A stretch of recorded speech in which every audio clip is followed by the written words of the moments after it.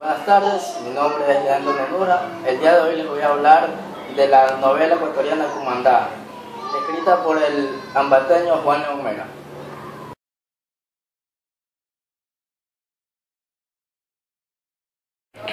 Juan León Mera nació en Ambato el 28 de junio de 1832 y falleció en la ciudad el 13 de diciembre de 1894. Su padre, Pedro Antonio Mera Gómez, era comerciante y su madre, Josefa Martínez Vázquez, crió sola a su hijo, debido a que su esposo la abandonó durante su embarazo. Su infancia fue humilde y en sus primeros años de vida residió en la finca de Los Molinos, ubicada en Ambato, cerca del sector de Atocha. Para poder mantener a la familia, su abuela materna alquilaba esta finca a su hermano Pablo Vázquez, que era un activista político que luchaba contra las políticas de Juan José Flores. Recibió su educación en el hogar, la cual estuvo en gran medida a cargo de su tío abuelo, al igual que de su tío el doctor Nicolás Martínez. A los 20 años de edad viajó a Quito para recibir clases de pintura con el afamado artista pictórico Antonio Salas, donde aprendió el manejo del óleo y las acuarelas. A los 33 años, junto con Antonio Neumann, compusieron el himno nacional del Ecuador.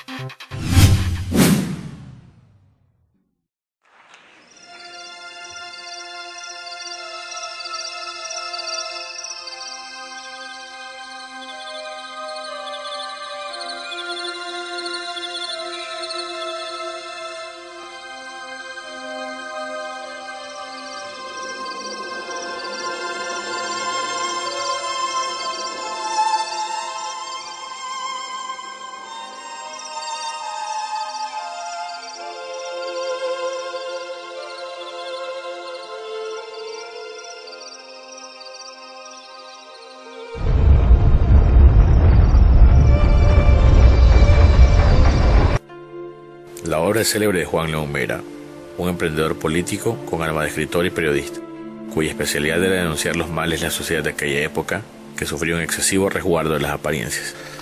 Juan León Mera corresponde al movimiento romántico de su época, que ven a ser dos grandes vertientes.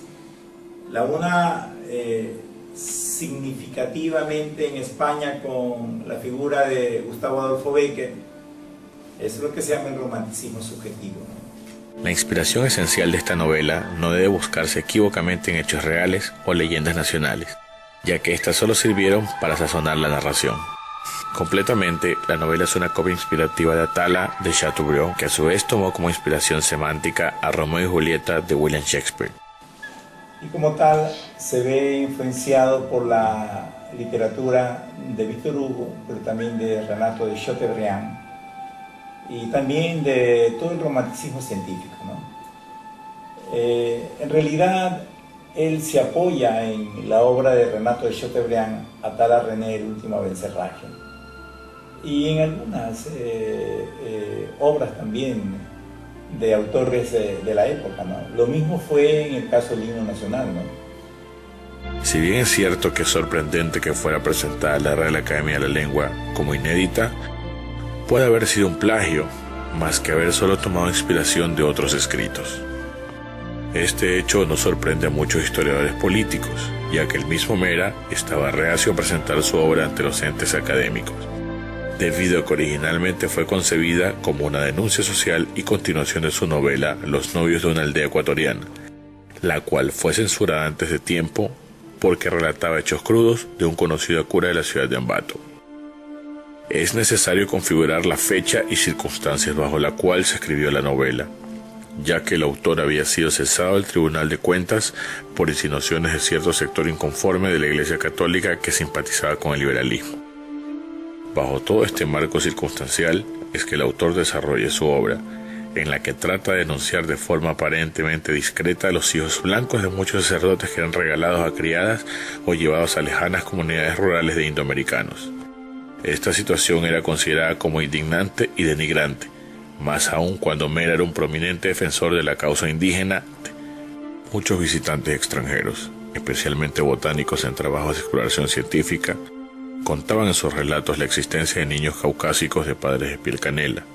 Esto motivó en Europa una corriente que se acercaba a las leyendas nórdicas que relataban a vikingos explorando tierras americanas. La obra literaria de Juan León Mera, escrita ya por 1877, es totalmente descriptiva, narrativa, que detalla los mínimos sentimientos ocurridos en aquella época de época salvaje, se puede decir. Él describe totalmente una geografía de los pueblos de la selva ecuatoriana. Pues sabemos que Juan León Mera pues, es escritor, pintor, ensayista. La historia nace en las faldas del Chimborazo, en la hacienda de los Orozco, un lugar lleno de pampas y bosques que rodeaban los ricos cultivos que producía el latifundio. Podríamos decir que corresponde a un romanticismo subjetivo.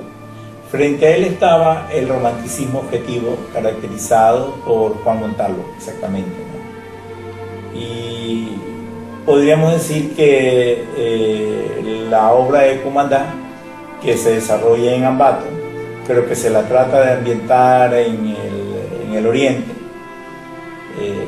corresponde a una idealización de las relaciones románticas entre un español y un aborigen, ¿no? En este escenario es el que se desarrolla la rebelión indígena, que termina con el incendio de la casa familiar y la huida de los esclavos hacia territorios alejados y en algunos casos hacia la selva amazónica.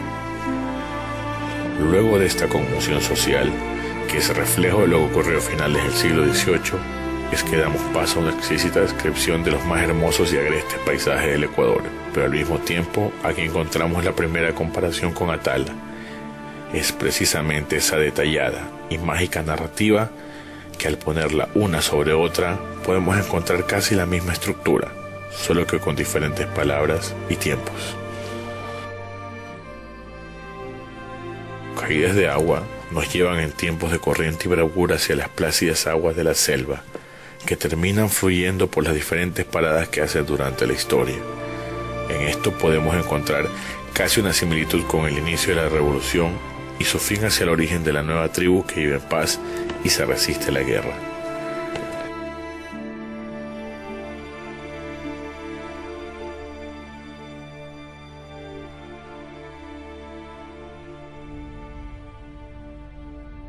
Le suman de la obra Cumandá. En lo muy profundo de la selva del Ecuador se formó una historia en la cual un amor incomprendido logra llegar a su final.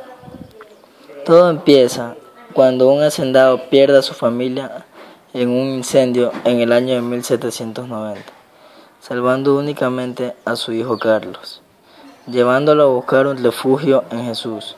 Llega a un internado para curas.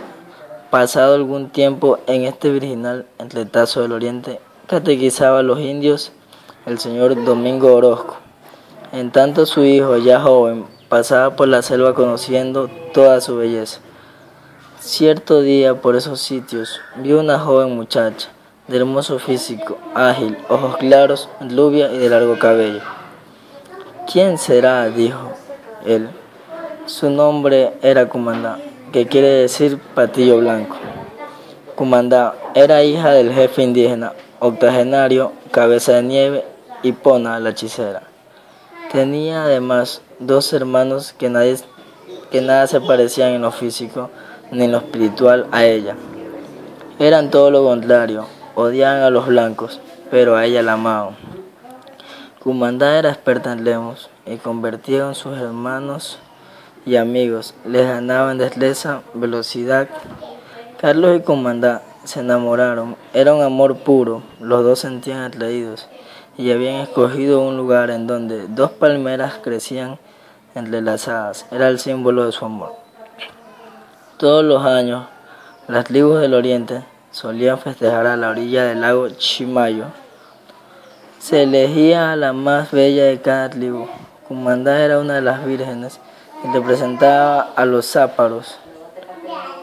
Ella debía concursar para esposa del jefe de tribu y decide que Carlos la acompañe, aún arriesgándose de los peligros de la tribu. Los hermanos de Cumandá se dieron cuenta de que Carlos estaba ahí en varias veces. Quisieron matarlo, pero Cumandá siempre lo salvaba. El gran jefe, Yaguarmaqui, era un viejo enfermo, el cual decidió que Cumandá sea su esposa. Ya en la luna de miel, Yaguarmaqui muere. Cumandá decide huir en busca de Carlos. Toma una canoa, lo cual era de él.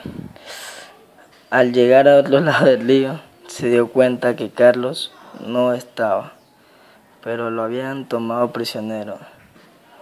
Decidieron dar a cambio a Carlos por Cumandá. Después de lo ocurrido, Cumandá y Carlos se encontraron en un lugar en el cual intercambiaron llantos, promesas, amor, entre otras cosas. Antes de morir, Cumandá entrega a Carlos una bolsita de piel de ardilla.